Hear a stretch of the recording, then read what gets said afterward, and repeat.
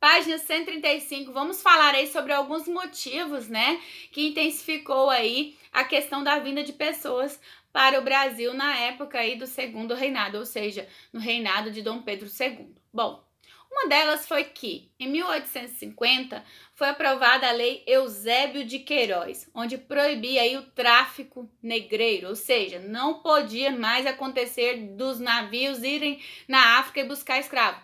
Não podia acontecer isso mais. O que aconteceu então? Intensificou então o comércio interno de escravos, onde os escravos, né, ficaram mais caros, né? E os escravos aí, aqueles escravos que morriam iam acabando, então foi diminuindo o quê? A mão de obra.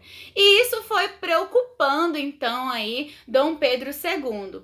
E a gente sabe aí que a produção de café só foi crescendo, então todo mundo estava em busca aí de mão de obra. O que eles começaram a fazer? Eles começaram aí a ludibriar as pessoas, fazerem propagandas aí do Brasil, né? Falavam aí até em panfletos, né? Colocavam que quem viesse para o Brasil ia prosperar, ia ter melhores condições de vida. E isso, né, intensificou o processo de imigração e também, né, encantou várias outras pessoas que estavam fora do Brasil a vir para trabalhar. Por quê? Porque eles não queriam a mão de obra dos indígenas, não. E como a mão de obra dos escravos estavam acabando, né, e também muitas pessoas não tinham condições de participar desse comércio interno de escravos, porque os escravos estavam ficando muito caros. Olha só que absurdo, né? Vamos entender aí um pouquinho, vamos ler aí esse texto então da página 135 para vocês entenderem melhor essa questão. Olha só. Chegam os imigrantes. Durante o século XIX, vários países da Europa vivenciavam um grande crescimento populacional, tanto nas cidades quanto no campo. Com a industrialização crescente, as máquinas passaram a substituir o trabalho de muitas pessoas. E altos impostos eram cobrados dos pequenos agricultores, que acabavam se endividando e perdendo suas terras. Além das enchentes e das secas, guerras e perseguições políticas e religiosas dificultavam ainda mais a vinda dos camponeses europeus. No Brasil, por outro lado, havia muitas terras ocupadas por grupos indígenas ou poceiros. Os poceiros eram pessoas pobres que não tinham onde morar, motivo pelo qual se instalavam em terras desabitadas. Com a lavoura cafeeira em alta produção, houve a necessidade de mão de obra para substituir o trabalho escravo. Por que substituir? Porque não estava tendo, né? Não estava tendo escravos, por causa aí da lei que foi aprovada, Eusébio de Queiroz. Mas as classes mais ricas do período não tinham interesse em contratar os indígenas, que já haviam trabalhado na colheita do café no início da produção.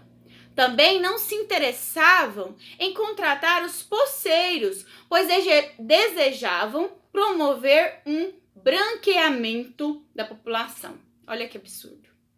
Que já estava bastante mestiço devido à união de portugueses com indígenas e africanos. A fim de divulgar o Brasil na Europa, né, e atrair os imigrantes, o governo brasileiro, entre outras ações, apresentava o país como um lugar de ampla fartura, com terras férteis e povo gentil. Ele passava a falsa impressão de que quem viesse para cá encontraria muitas oportunidades para melhorar de vida.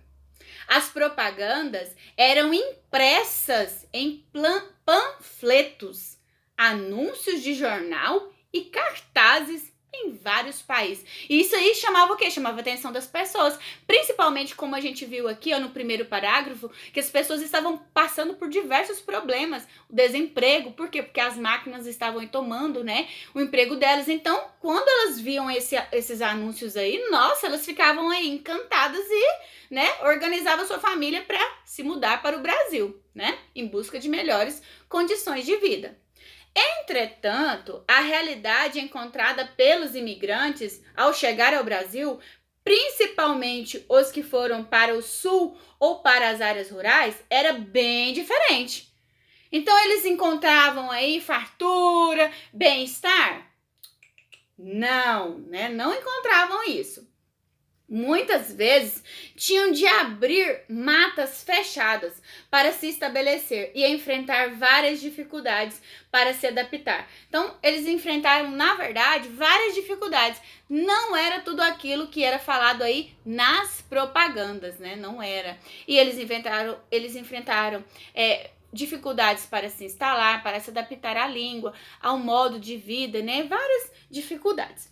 Então agora, pessoal, falaremos aí sobre a abolição da escravatura, sobre algumas leis, né, que foram criadas aí para beneficiar os escravos. A gente sabe aí, a gente vai ver que algumas não funcionaram. Certinho? Então, espero por vocês. Na próxima videoaula falaremos aí sobre a abolição da escravatura na página 137.